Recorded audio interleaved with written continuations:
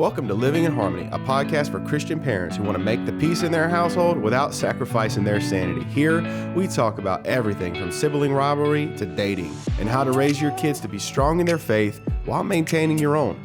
But don't worry, we're not all preachy here. That's the purpose of your church and your pastor. Here, we're here for you, to help you know you are not alone in this crazy journey called parenthood. So whether you're a seasoned pro or a brand new parent, Living in Harmony, this is the podcast for you. So grab some coffee or wine, we won't judge, and join us as we navigate the ups and downs of raising kids in a Christian household where the gospel is the center. Well, hello and welcome to Living in Harmony. No matter what you're doing, where you're at, hope that you're having a good week. And if you're not, I hope that this maybe makes you smile a little bit. If anything, gives you a little reprieve from what you're doing. So today's a special day, at least I think it is personally. Robert and April, they're out this week, but I have someone sitting in the studio right now who I've gotten to know pretty good over the last few months. And without any further introduction, why don't you go ahead and introduce yourself, bud? Yeah, my name is Judah Keaton. I am a senior at Sumter High School. I'm one of Delmar's students in the student ministries, and yeah. There's a lot packed in that, man, because there's a lot about you, Judah, that I've come to learn. You're a football player. Yeah. Well, you're a kicker. Football player, yeah. Okay. I know people give you that joke. It's kind of like drummers; they hang out with bands, right? Mm-hmm. But I mean, it is a big deal because you're going to Anderson University in the fall. Yeah, I'll be on the football team. I was lucky enough to be able to get offered a roster spot to be on the first Anderson football team ever. So I'll be looking forward to getting up there in late August and starting my next chapter of my life in college, and also starting the new chapter of my life with football. Yeah. And honestly, that's one of the reasons that I wanted to have you on, because, you've made it to the end of high school and you've done something that a lot of students haven't done. I've done student ministry for a while, doing family ministry now, but it seems like sometimes there's that gap in high school where a student's just like, oh, here's an opportunity, and they just forget about church. And I've loved to see how you've kind of worked those things together. You've been able to be, I'll go ahead and say it, you got a really good grades in school, high GPA, and then you're on the football team, but you're also really integral to church here. I think that your balance in life is important. Now, here's the thing, though. People listening today, there may be some students listening. If you are, please continue listening. Also, a lot of the people who listen to this are parents. Yeah. Parents who may have younger students, may have children even, they're about to start that grind of school, work, play, church. So I think there's a lot that you can add to this conversation, but also even insight into what's going on in the school. So, and I know here at Harmony, where we are, I consider you like an OG, because how many years have you been here now? Man, so I'm in 12th grade, like I said, and I think my family moved here January of my 7th grade year. So what is that? It's 5.5 years or so. 5.5 years. Yeah. You got a little brother. Yep. Well, a little big brother. He's really tall. Yeah, he's about 6 foot tall probably, but yeah, he's 2 years younger than me. So. And I mean, and it also goes to qualify to say you are your Pastor Dan's son. I am. Yeah. So every week, if you listen to the podcast here, and we talk about this, what we heard this week, it's your dad is who we're talking about every single week. So, and just honestly, even as a fellow dad in the room, I really love seeing how your relationship with your own dad is so healthy. So there's a lot of things we can mine for here, and I think there's going to be a lot of questions I have. There's questions other parents are having, because in the past on this podcast, about how do you discipline your children without them resenting you? How do you help them get involved in stuff like sports and school, but not encourage them to give their life over to it? And I think it would be amiss to say I think your parents have played a big role. Is that fair to say? Yeah, absolutely. I mean, I consider my dad to be my best friend in the entire world, and my mom and I are extremely, extremely close. And I truly would not be where I am today without just their support, but also their discernment at times. I mean, everyone knows that as little kids make decisions that aren't the greatest, and because to some degree they don't really know what is best for them to do, and so parents have to be discerning at times and help point their kids in the right direction. Yeah. So your dad's best friend, Yeah. and you're moving away in the fall. How's that gonna sit with you, man? It'll be rough. I think I told you this a few days ago, Delmar, that it'll be the first time in about 18 and a half years that I haven't lived in the same house as my dad. So it'll definitely take some getting used to at first. It'll probably be a lot of text messages exchanged back and forth between us. And some memes. Your dad is really good at sending memes. He is, yes. But it'll be good. I'll be going into a new chapter of my life and kind of, to some degree, leaving my adolescence years behind and moving into becoming more of the man that I hope to be one day. And I think a lot of the goals that I have in mind for myself and that I hope I can achieve one day are kind of modeled around the role model that my dad has been for me. Yeah. So speaking of that a little bit, one of the things that's unique about you, as we kind of broaden it out, your uniqueness into the collective that is the Gen Z. Your beautiful peers who have so much character and opinions on life. I really would love to know like how you've navigated the culture you're in. But before we like talk about like how you've done it, I really would love just to get your blink on Gen Z culture.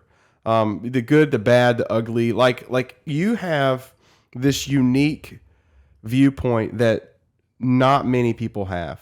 In the last 10 years, our culture, our school system, everything's just flipped on its head.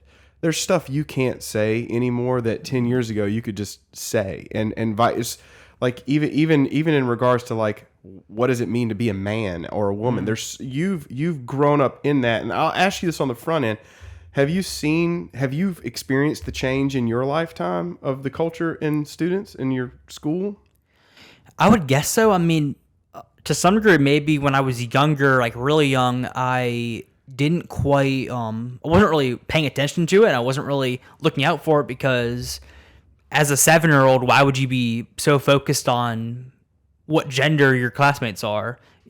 If Tommy dresses like a boy and his name is Tommy, he's obviously a boy. Right. And same thing for a female student. But I think actually my first time ever in school seeing something that was maybe more of like a progressive type of thing that our society promotes and loves these days is in second grade. I remember that there was a student that was in the grade below me at school that I can't remember which way it was. I can't remember if it was a girl that was dressing like a boy. I think it was a boy that was dressing as a girl and was wearing like dresses and stuff to school. And I remember during that time just thinking like, like that's silly. Why would a boy dress as a girl? Like, is he trying to play like dress up or something? Or so I didn't really know what it was back then. But I guess just in recent times, and really the past maybe 3 to 4 years, so I guess ever since I got to high school, it's just become more and more popular. You see kids at school sometimes wearing like the pride flag at school, the transgender flag at school, the polysexual flag at school, just all these things that our society promotes these days. Actually, this year we have a new club at school called the Gay Straight Alliance Club that I'm not a member of it, but I've seen some of their flyers around the school, and yeah. Here's a question I have. Some of the people who are members of it, are they people who go to church here in town? I would probably not. I would. Yeah, I don't know. I was just curious to see where everything's going. And, many people who listen to this podcast, they are Christians. So as they hear you say this, this is a safe space where you don't have to qualify or defend truth because we want to speak it. But one of the things that I really want just to kind of dig in a little bit more is like you saw this when you were 7, right? So you were second grade. Yeah. So at 6, so you've pretty much grown up in it. Yeah. Is that fair? Yeah, absolutely. Actually, I was just thinking of this last night. I was reminded of it. That the first time watching a TV show that I ever really encountered some type of like LGBTQ plus thing ever was watching the show Good Luck Charlie on Disney Channel. I wasn't allowed to watch the last season because in the last season, they introduced a character a character on the show that had two moms. And so my mom and dad made the decision to kind of shield that from me in the moment, and I had no idea why in the moment. I wasn't allowed to watch the last season of it, but I mean, yeah, that just goes to show that even back when I was, over a decade ago, stuff was slowly creeping into the mainstream. So you're over here in the public school system and you have this culture that is saying this is the way life is. But then over here in your home, in your church, it's saying, no, this is the way life is. How do you walk that path? Because one thing I do respect about you is that in your school, students who have varying opinions of you, there's still a level of mutual respect there. You're not belligerent. You're not how people like to paint Christians up as. So how have you managed basically living in both worlds in a way that honors Christ and doesn't just, you become, and I'm sure that you have examples of the Christians who you would call the hateful bigot Christians. Is that fair? Yeah. And then you have the other ones who have no convictions. So how have you managed to walk that path, man? It's tough. I mean, ultimately, you just have to go back to what the Bible says. I try to base the way I live my life and try to base my views on different issues and my political views off of what the Bible says. I mean, yeah, we can take the LGBTQ issue. The Bible is very clear that homosexuality is a sin, but the Bible is also very clear that we have to still love sinners, that, their sin is no different from mine. For all have sinned and fallen short of the glory of God. It's definitely a line that can be tough to walk at times, and to some degree, people can kind of walk on either side of it, the more hateful, mean side, or the more, accepting and encouraging side, which both have their faults. But yeah, just going back to what the Bible says and just remaining in that truth. Yeah. Well, broadening out of even like sexual identity issues, just to culture at large, has you being outspoken about your faith, has it ever put you in tension in school? Yeah. I take dual enrollment classes through USC Sumter, and I remember this one time I was taking a criminal justice class, and it was pretty much just like a politics class. We would talk about different political things, and I remember one time towards the end of the semester, we had to write a really big policy paper where we would pretty much like draft or create a law and go through a whole process of researching it and finding out would it be constitutional, and then at the very end, the class we would present it to the class, and the class would vote on it. And I did my paper on abortion. Like I said, I try to base everything that I believe off of the Bible, and I think the Bible is very, very clear about abortion and that it is wrong. And so I did my paper on abortion, and there were obviously members of my class that didn't agree with me at all and were very outspoken about that. And I mean, not to say that they were trying to belittle me, but to some degree, yeah, absolutely. And I didn't take that personally. That's just how society is these days. And again, just there you have to stay true to what you know to be true. When you were disagreeing, did it ever turn into a personal attack From them? Yeah, toward you. Yeah, I would imagine. I think that there are people that I can think of right now that aren't the biggest fans of me just because I'm outspoken about things that the Bible is very clear about. Now, whenever you're communicating this, like, how would you say, what was your tact towards them? I presume not, insulting. Right. Was it just, how did you approach it? You just have to rely on the facts. I really like the saying by Ben Shapiro, facts don't care about your feelings. Yeah. We live in a society where sometimes people say that truth isn't definitive, that truth can be subjective and can change according to the situation and the people. Or you hear things that, but we've grown so much as a society, and society is always changing. But the Bible says that there's nothing new under the sun. The same issues that we're dealing with now are issues that the Israelites dealt with back in the Old Testament. So just really relying on the facts of the Bible, and just the facts of research that you can't, change with your feelings. So I hear a lot of, it's funny because I know people who would be listening to you right now who would say, listen to this poor young man who's been indoctrinated or whatever, to which I would say, you have by your parents to the glory of God. I mean, I hear a lot of, your parents coming out of you, but I'm sure this was like a gradual, they didn't just dump all this in you at once. Like, how did they shape you down this path? How did you get there?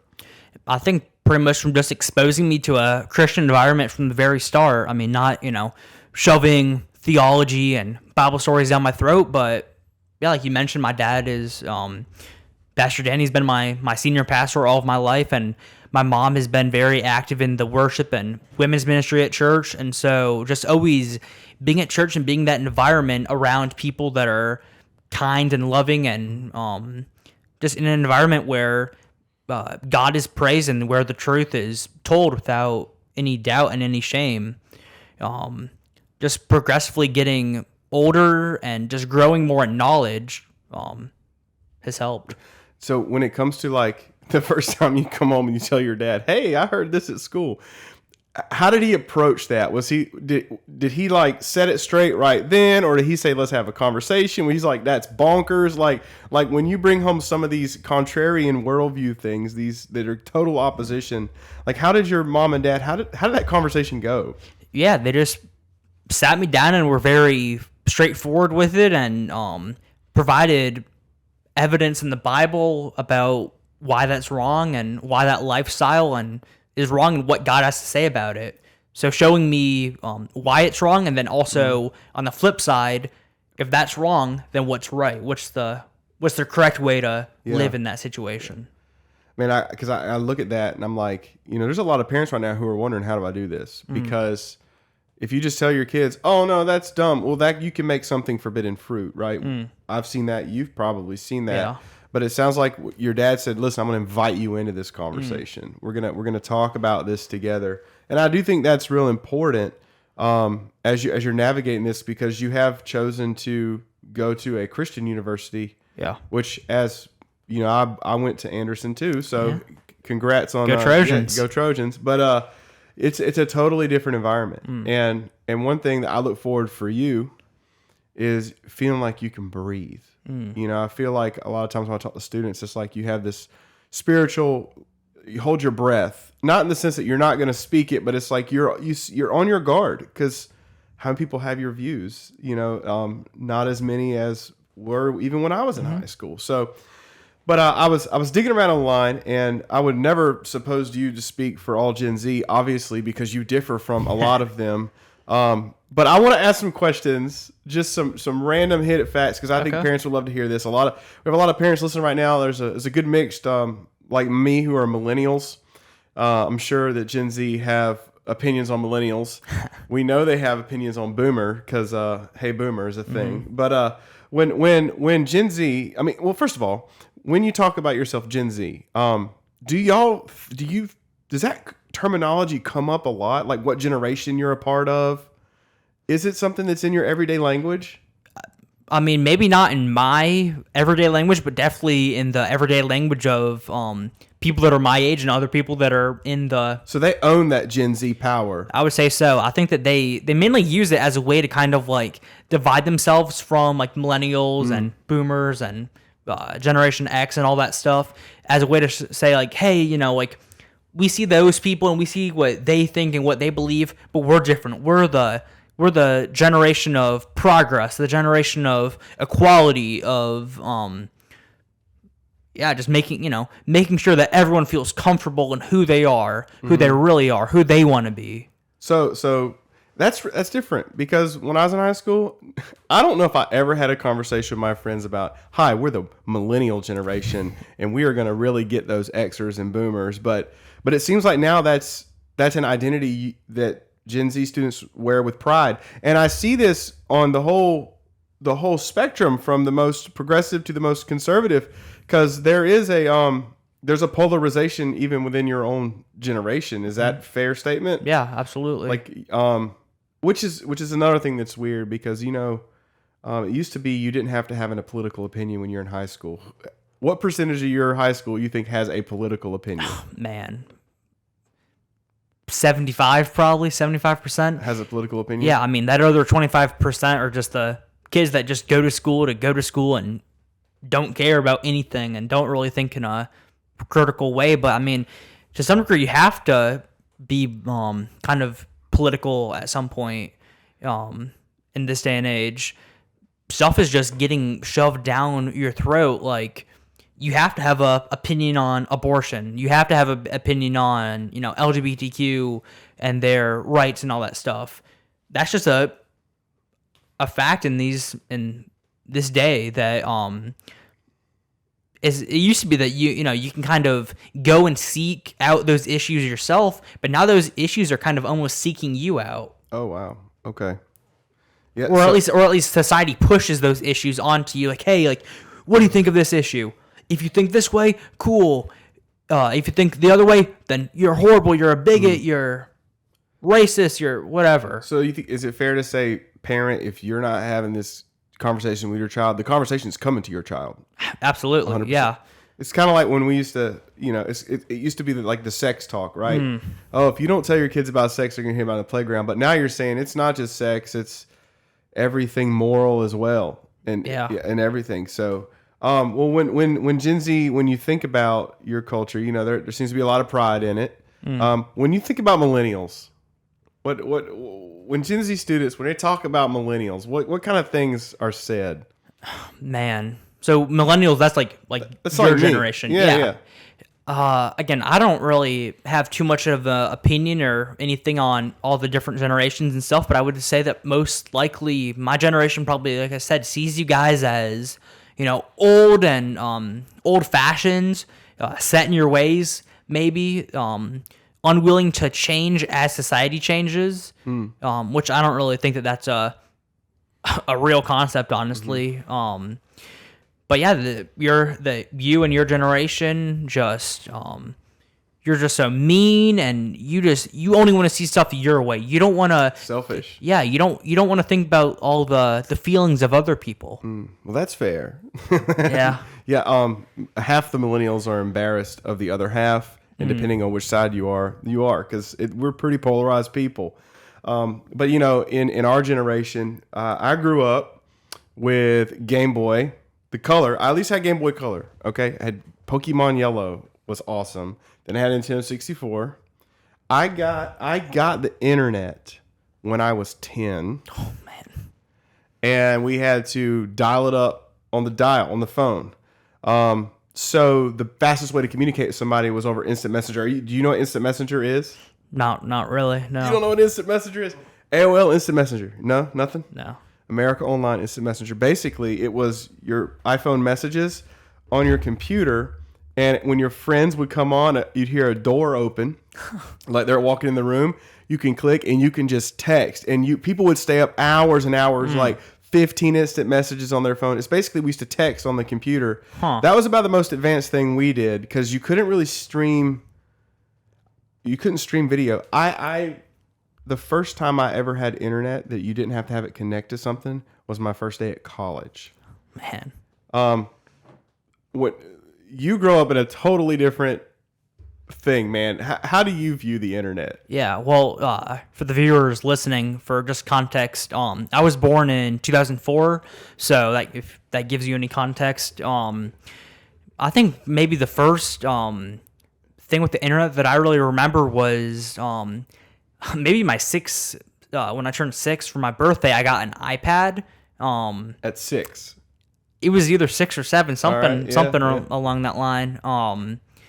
And yeah, the internet and technology and all that stuff has kind of always been a part of my life. I remember getting a DS when I was somewhere around that age, maybe. You want to explain to some people what a DS is?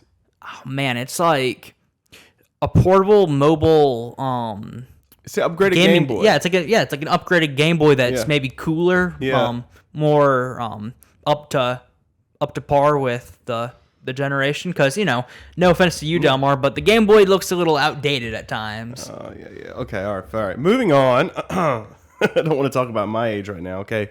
But seriously, do you have Instagram? Oh yeah, Facebook? yeah. No, not Facebook. No Facebook. No. All right. Do a lot of people just not use Facebook anymore? Honestly, I feel like that's probably an older people thing. Yeah, sorry, I was trying to think of another word to use there, but that's more of maybe a millennial social media. But yeah, I think for Gen Z and for me at least, the big social medias are Instagram, Snapchat, and TikTok. I don't have TikTok, but Is Twitter a thing? I feel like it is, but again, I feel like that's kind of past a bit. Maybe I have Twitter just because I used it to for recruiting for football. Yeah. But I feel like probably the main percentage of Gen Z and people my age don't really use Twitter too much. But TikTok is the main really really big So thing. if you that's could come onto the only scene. keep one app, what would it be? Well, like one social One media. social media app. Oh man, that's tough. I'm debating between Snapchat or Instagram. I'm kind of embarrassed to say this, but Snapchat's probably the main way I communicate with people my age. Really? More than text? Oh yeah, absolutely. Really? 100%. And it all deletes, right? Yeah, Yeah. it does. It's the way you put it like that, and it's embarrassing and it's foreign to you and many of the other people listening to this, but that's the thing. That's what my generation does to communicate with people. Well, it's interesting because, I remember when Snapchat first came out, literally the first thing that came to my mind is students can send anything they want and it never be traced. I mean, is that a contributing factor of Snapchat, or is it more or less just everybody has it? It's probably a mixture of both.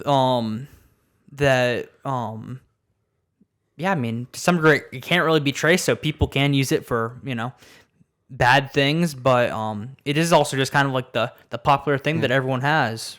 So Snapchat is entertainment. What else is entertainment? Like for in your culture here in the South, Sumter, like what are your friends? What are your people at school? What do they do for fun? Man, people at school, percentage of them, they'll go hunting or fishing or four-wheel riding or any of that stuff. I mean, I wasn't raised in the South and wasn't raised in the country, so I've never been fishing, never Hold up, been you've hunting. never been fishing? I've not. Wow. I'm a northern boy. I'm a Connecticut boy. Connecticut. All right. Now, is the food in Connecticut good though? I guess so, yeah. Because I mean, Sure. the South, man. No, it's nothing compared to the South. Trust me. It's good being down here for that. I'm working on becoming a fine young Southern gentleman and enjoying the food and the culture. Anderson will help with that. Yeah. Okay, so here's another one I got. When you're talking about social media, because I mean, it seems like in a lot of ways, it's an extension of who you are these days. It's not just, that's something I do. It's what is your Snapchat? Like that's part of who you are. So how do you work at balancing your online and offline activities? Is there a balance, or does a Gen Z student a lot of time they just consider themselves connected? I mean, it's tough. I think that social media really is just kind of almost like a highlight reel for people's lives that you have to really be honest with yourself and realize that people aren't going to put everything that happens in their lives on social media. They're not going to put all the bad stuff that happens, all the lowlights. They're only going to put the highlights, the stuff that makes them seem like the most cool, intelligent, adventurous person ever. Yeah, man, them filters are real. Oh, man. Do you use filters? Don't lie. No, honestly, no. You don't use filters? Man, when I was younger, I'll say younger, like 2 or 3 years ago, like my freshman and sophomore year, yeah, I guess I would use filters once in a while. Like the funny filters, not anything that try to make Now, do myself the girls look. use the filters? Yeah, I would say so, probably. I think it varies probably, but I know some people that almost like exclusively every time that I talk to them on Snapchat, they're using some type of filter or something. Yeah, because it's definitely there's an idea that that older generation thinks this younger generation doesn't know it's real anymore because everything's filtered. It's just like when y'all say, "Oh, they're old, no, they don't know things." The older generation says, "Well, they're young and they don't even believe in reality anymore." And there's probably a little bit of truth in all of that. Absolutely. But I will say one thing that I was looking up some stats on Gen Z, and one of the things that it noted was that they are particularly like really caught up on current events. It used to be, man, I didn't watch the news, but it does. And I mean, even me and you talking, sometimes you'll tell me about something. I'm like, oh, I feel like I should have known that first. Like, how do you stay up on everything? Because everything's moving so fast. How does a teenager stay up on it? Yeah, I mean, honestly, probably just through, at least for me, social media. Instagram is kind of what keeps me updated on stuff, but also just to some degree, how society is these days with my generation being so caught up with politics and social justice and all that stuff that as soon as something happens where someone is slightly wronged or slightly offended, the cancel culture mob comes out and makes it known to many people. But on the flip side, there's certain stuff that isn't really put out into the mainstream media because it doesn't fit the narrative.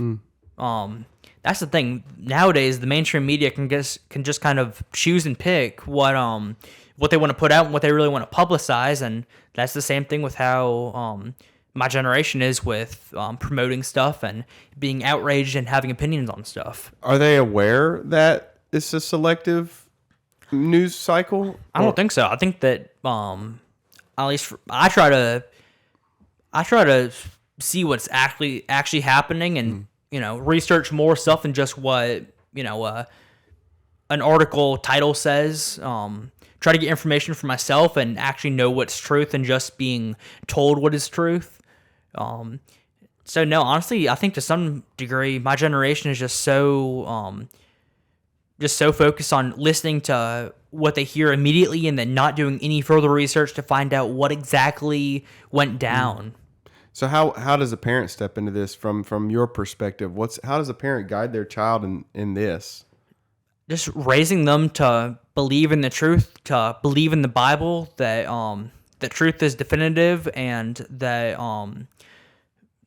the values that we have aren't old-fashioned and aren't bigoted or anything like that. Society tries to tell you that Christian values and traditional gender roles and traditional just values are outdated and mean and harmful, but they aren't. They're what keeps a family together and just promote someone to live the best life that they can through Christ. Well, let me ask you this in light of that then, because for us older folk, dang, I just referred to myself as an older folk. That's your fault, man. That's your fault. I'll take the blame on that one. I'm 36, okay? Don't quit. I'm not even in my 40s yet. 36, so I'm 18, so you're twice my age. I didn't mean to make you seem old there, but that just popped in my mind. Wow. Well, if Robert and April are they're that much older than me, so I'll relay the message. But no, but okay, all right. But seriously though, because this conversation, just talking to you, I've heard like gender come up several times. I've heard social justice come up several times. I've heard abortion come up several times. These are conversations that are obviously popular in the public square right now. Do these concepts, are they ever present in Gen Z, or like how prevalent is this the conversation about abortion and about gender and about is it that present? I mean, I think to some degree it is definitely with like at school. Is it just that pronounced? Yeah, with with gender identity and all that stuff. Like I said, there'll be kids that wear pride flags and other sexual orientation flags around their necks at school, walking in the hallways or walking in classrooms. I remember one time it was like, I don't know what it was. It was one of those days where it was like National Day of Pride or something. Right. You would see different kids, having little like pride flags on like chopsticks, just walking around the school, like people handing them out.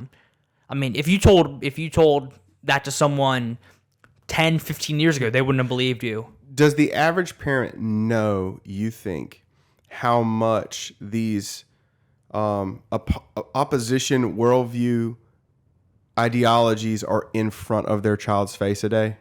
Not at all. I mean, you hear stories of the school curriculum being geared towards critical race theory and other things, whether it's about race or gender or any of that stuff, that's really just indoctrinating children from a very, very young age about these things and kind of pushing them towards this woke ideology and to believe these things instead of the parents. Well, can I ask you this then? Like, have you, we're in the South. We often get, touted as, oh, they're more conservative in the South, which whatever, the education system still is not necessarily.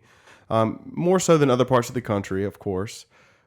Have you, not from your peers, but from others, have you felt that what you just referred to, indoctrination in school? Maybe not directly on myself, but I've definitely seen teachers that kind of maybe try to push that those ideologies on students. I mean, I'm a senior now, and so I'm kind of towards the end of my grade school experience, and so I'm kind of fortunate that I'm not a little bit younger, and I'm not really in the middle and midst of the stuff that's going on with the curriculum that's kind of changing. But yeah, I've definitely seen teachers kind of trying to push their views on students. Have you watched students push back, or is it mostly just received, or how's that translated in the classroom from your experience? It's a mixture of both. I mean, there's obviously the, once in a while the student that'll stand up for what they believe, whether, most times it's someone that's Christian or at least has, some type of values like that. But then there's also people that just accept it as truth and don't really care to go into detail on them on their own and find out, is it actually true? And that's a really big thing that that we all can do. I mean, same thing with the Bible. I mean, people that are false teachers and just, from the pulpit preach things, as Christians, it's our duty to actually go into the scripture ourselves and find out if what was just taught is actually true, is actually biblical. Yeah. So, like, in regards to teaching truth and being received, what do you think is, you live in it's a small town. It's not the smallest town. You've seen churches operate all over the place. What do you think is, if a church was going to say, we want to reach Gen Z in an authentic way, that's not for, just to like make it a lot of numbers, like, what would be your advice that you would give to anyone listening who may go to church? Maybe they don't have a student ministry. Maybe they're just a church just trying to, like, how do we interact with these younger people? Like, how would you suggest churches should respond to the culture you live in to reach your generation?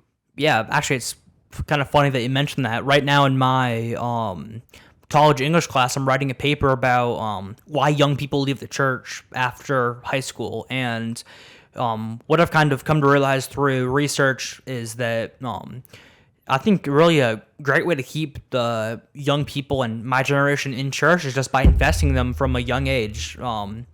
Whether that's, teaching them good, true theology and where it comes from in the Bible, whether that is kind of giving them that sense of family that that the church can offer and that the church should offer, just investing in them from a young age. People are more prone to come to the church if there's adults at the church that know them, that genuinely care about their well-being.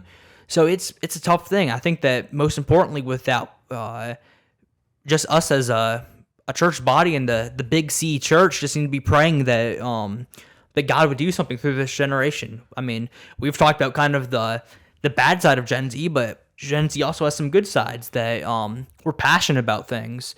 We're not always passionate about the best things, but we're passionate. So, I mean, I've seen in my own life that God can just change people and just make them a complete 180 flip. You look at Paul in the Bible, went from Saul persecuting Christians to then just being absolutely on fire for the mission of Jesus. So just really just be praying that God would do something through Gen Z and it would just create a big movement. I mean, you look at what happened with the revival at that Christian college. I mean, it's a beautiful thing. It started with people that are my age or a tiny bit older than me. I mean, that's amazing to see. It's a beautiful, encouraging thing. So just pray that God would continue to be working in these colleges, working in these schools, that more people my age would come to know Jesus. Well, I will say that in a lot of ways, there's a lot of people holding out for Gen Z in a good way. We've been told that Gen Z, they do like to own what they believe, put action to what they believe. They seem to reject, some of them are rejecting the worst parts of what millennials are, and I think there's some encouragement in that. You are passionate. I think your meme game is strong, though it's sometimes hard to understand. I feel like we created this thing, the Olders, and then y'all are like, we're gonna run with it though. And I'll say that your dark humor is a thing, man. Sometimes just, y'all send me stuff, I'm like, whoa, that's dark. But is there? So when you, I think it's a real interesting conversation about humor, because you can tell a culture by what they poke fun at, right? So what's the humor of your peers like? What do you joke around about?